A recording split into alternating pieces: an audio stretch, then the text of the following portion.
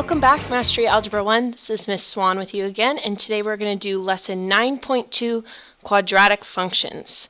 So if you think back to 9.1 when we were looking at some graphs of quadratic functions, and based on those graphs trying to figure out where the axis of symmetry and where the vertex lie. So in 9.2, we're going to be looking at just the equation for a quadratic function and seeing if just by looking at that equation we can figure out what the axis of symmetry and vertex are algebraically. So if we have the graph of y equals ax squared plus bx plus c, where a is not 0, we're going to say that that has the line x equals opposite of b over 2a as its axis of symmetry. So this is going to serve as a little shortcut for us to algebraically find that axis of symmetry. And like we learned in 9.1, the x-coordinate of our vertex is going to have that same value, so opposite of b over 2a. So if we look at problem 1, we're given the equation y equals x squared minus 6x plus 4. And we want to find the graph of that. So the first thing we're always going to do is start with our axis of symmetry. So we have our little shortcut, and I'm going to abbreviate axis of symmetry as AOS just for short. So if I wanted to find that equation, I would say x is going to equal opposite of b, and in this equation my b is negative 6. So if I take opposite of negative 6, I get positive 6. Over 2a, and in this equation a is just 1. So I'll have the axis of symmetry is x equals 6 over 2 times 1, and if we want to simplify that, we can say x equals 3. Always make sure that when you're writing your axis of symmetry, you have it as x equals some number, because remember, it is the equation of a line. So now that we found our axis of symmetry, we know that the x-coordinate of our vertex has got to be that same value. So if we want to find the y value of our vertex, we're just going to take that x value and plug it back into my original equation.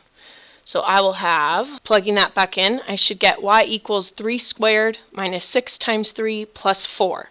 So if we calculate that out, you should get a y value of negative 5.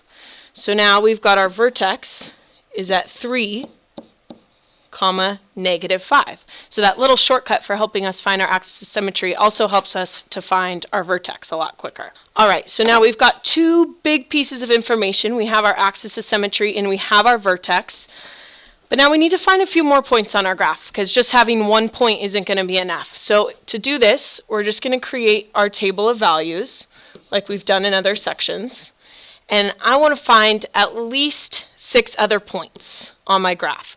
So I'm going to make a table of value, and knowing the shape of a quadratic function, I want my vertex to be right in the middle. And I'm going to label that with a V on my table of values just so I know that that point is my vertex, and I want that to be in the middle of all my other points. So now we need to be selective about what other x values we choose to calculate into this function. I know my vertex x value is at 3, and that should be in the center of my graph. So I'm going to choose 3 points above 3 and 3 points below 3. So if I were to do that, I'd get 2, 1, and 0, and 4, 5, and 6, just because I want my vertex to be right in the middle of my graph. So now if I want to find out what the corresponding y values are to those x values, I'm just going to do the same thing that I did with finding my vertex. So if I was to want to find the y value for 2, I would take 2 and plug it in to my original equation. So I'd get 2 squared minus 6 times 2 plus 4. And if we calculate that out, we should get a y value of negative 4. Similarly, if I want to do the same thing for the x value of 1, I just plug it in. So 1 squared minus 6 times 1 plus 4. And you should get a y value of negative 1. And we can do the same thing for each of these points. So for 0, I'd get 0 squared minus 6 times 0 plus 4. And that should give me a y value of 4. So now we can follow those same steps and plug in 4, 5, and 6 into my original equation.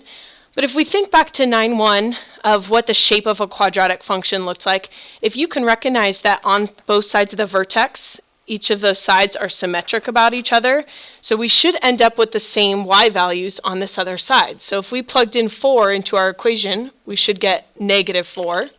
If we plugged in 5, we should get negative 1. And if we plugged in 6, we should get positive 4. So now we've got 7 points and we've got our axis of symmetry, so let's go ahead and graph this quadratic function. So I'm always going to start with my vertex, and I had it at 3, -5. So I'm going to go over 3, down 5, should land me right about there. And you always want to make sure to label your vertex, have it a V and then 3, -5, since it is one of the most important points on our graph. And now we can label all of our other points. So I had 4, -4, and I had 2, -4. I had 5, -1, 1, -1, 0, 4, and I had 6, 4, which is just a little bit off of my graph. So we've got all of our 7 points on there, and now we can draw in our smooth graph. All right, so I have my vertex labeled. Last step, always make sure to draw in your axis of symmetry line, and we draw this as a dotted line, and we want to label that with its equation, so x equals 3. All right, so last part to this problem, it asks us what is the domain of this graph that we graphed. So if we think back to domain refers to all the x values of the graph. So just by looking at this graph, if we look at how the graph's going to behave as we go left, looks like our x values are just going to keep going left and more left. And if we look at as it goes right, it's going to do the same thing on the right. So we know the domain of this graph is going to be all real numbers. So x can be any number on that graph. So now if we look at the range refers to all of our y values. As we go up on our graph, it looks like y is just going to be getting bigger and bigger and never stop. But if we go down, we hit a stopping point on our graph. Y is never going to go below our value of -5. So our range is going to be such that y has got to be greater than or equal to -5, because it's never going to go below that point. All right, so looking down at 1A, why don't you go ahead and hit pause, and using the same steps we did above in problem 1, go ahead and see if you can get the axis of symmetry, the vertex, and 6 other points on that graph to get the graph of that quadratic function. And then check back once you're all done and see if you did it correctly.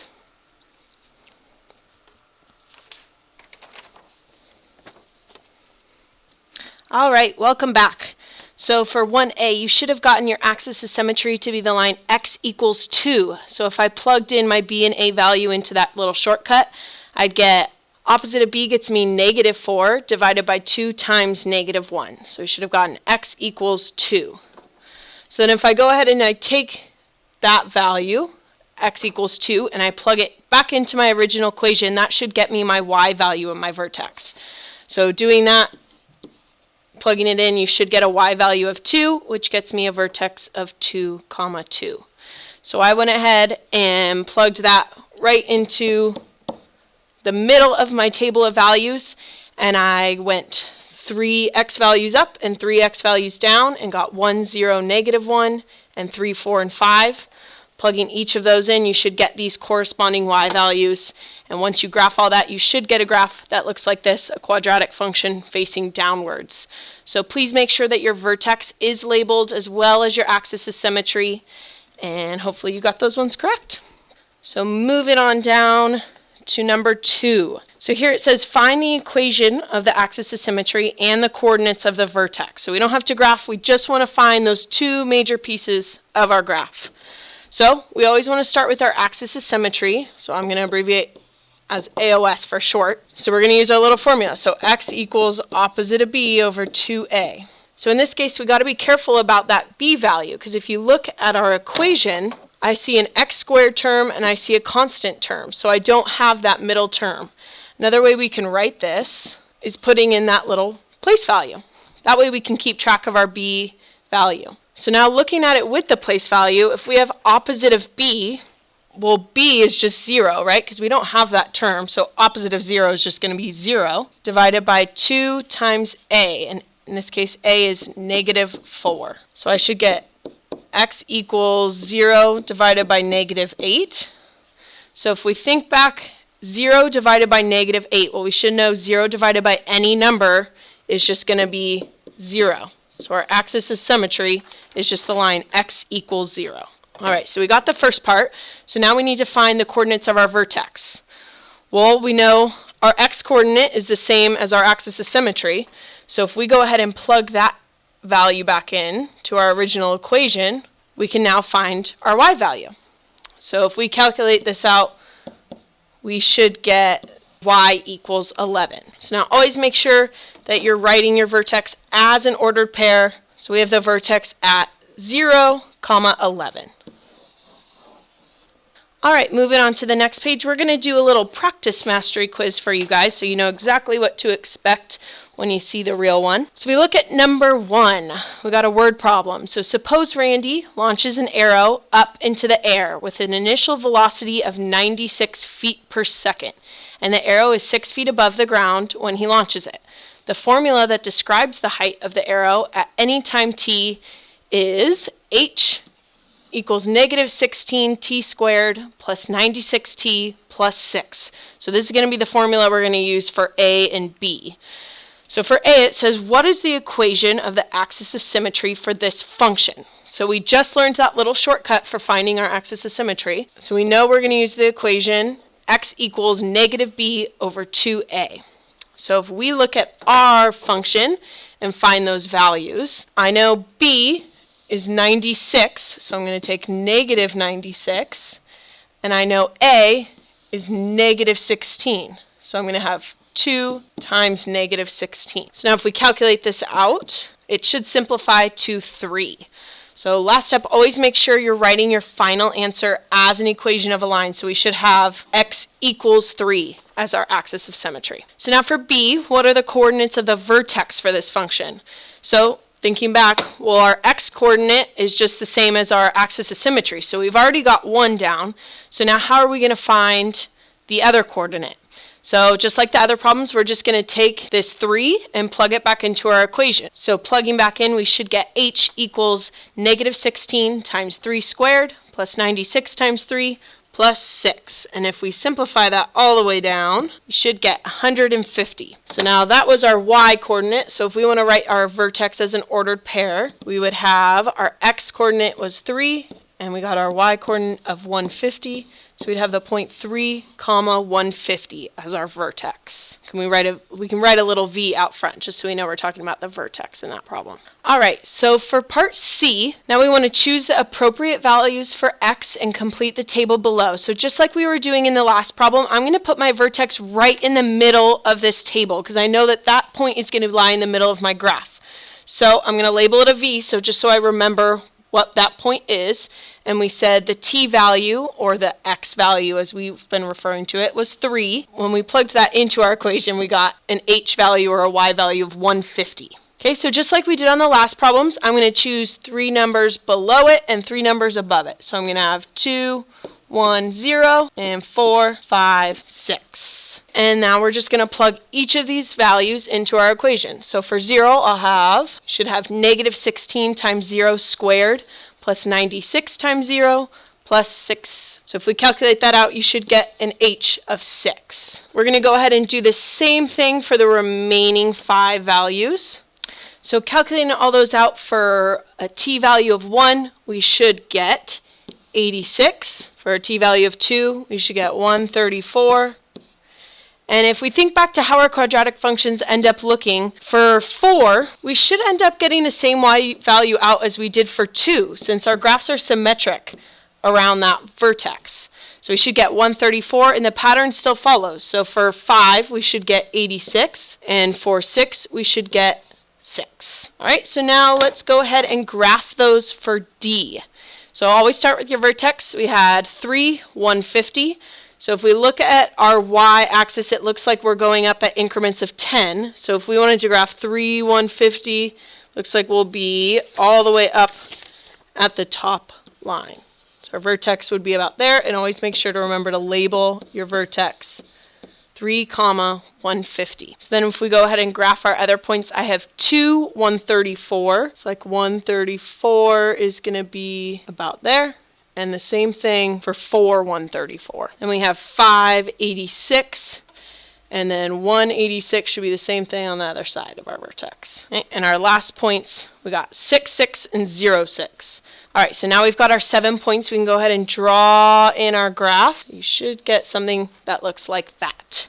You can go ahead and also draw in your axis of symmetry since we did find that as part A, and we said that was the line x equals 3. All right, so we've successfully graphed our quadratic function, and now we need to use that graph and apply it. So what does this mean? So if we look at E it says, what is the maximum height of the arrow? So if you think back to what the problem was initially saying, it was Randy was launching an arrow up into the air. So you can kind of think of even launching an arrow. It's going to follow a path that looks something like a quadratic function, right? So if we're launching an arrow, it says, what is the maximum height of that arrow and how long does it take to reach that height? So let's look at the first part of that question. So it says, what is the maximum height of the arrow? So looking at our graph, this is going to be the path that our arrow follows. So if we look, height is our y value in this case, right? So if we look, what's the biggest y value that our graph is going to reach? Well, if I look up at my vertex, the highest it's ever going to go is 150 feet. And we know we're in feet from that first part of the problem. We have feet per second. So we know our arrow is going to reach a maximum height of 150 feet. So now we need to look at the second part of our question. The second part asks, how long does it take to reach that height?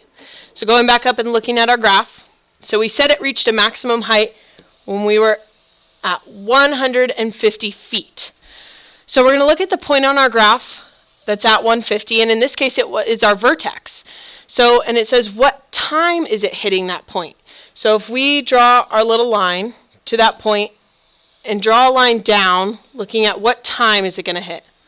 Well, it looks like it's going to hit at about 3 seconds. So we know our arrow will reach a maximum height of 150 feet at 3 seconds. All right, so if you go ahead and flip to your next page, you'll see your bookwork or your homework for tonight. It's going to be on page 556. You can either complete the problems right on this piece of paper or do it on a separate piece of paper. If you have any questions, please feel free to come and ask us. But that's going to be all for today. Don't forget, do your best, forget the rest.